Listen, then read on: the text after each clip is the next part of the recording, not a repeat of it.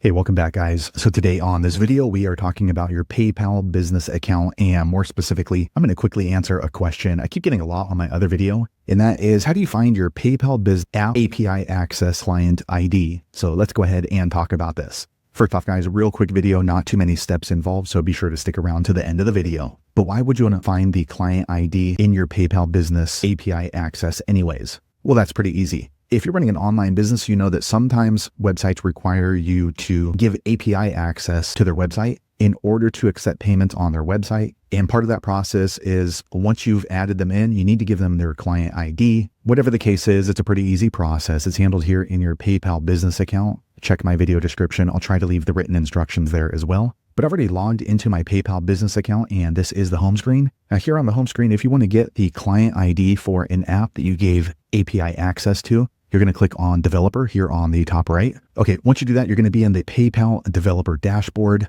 And to get your client ID to one of the apps you gave access to, you're going to scroll down until you see this button here called API credentials. Okay, so once you do that, you're going to see a list of all of the apps that you've given API access to. And it's split up into columns, as you can see. So right here, it's going to be a long list of alphanumeric. So just scroll down to the app that you need the client ID for. So for example, this one. And in order to get the client ID, just click on these two little squares. Once you do that, it's going to let you know that the client ID has been copied to your clipboard. So now you can go ahead and paste it into the other website or software that you're trying to give API access to. So there you have it, guys. If you're wondering how to get the client ID for API access in your PayPal business account, that's the easiest way I know how to do it. If you know an easier way, be sure to leave a comment below. Let the rest of us know how you did it. Hopefully you found that video useful. If so, click thumbs up or maybe consider subscribing to my channel, and I hope to see you on the next video. Thanks again for watching.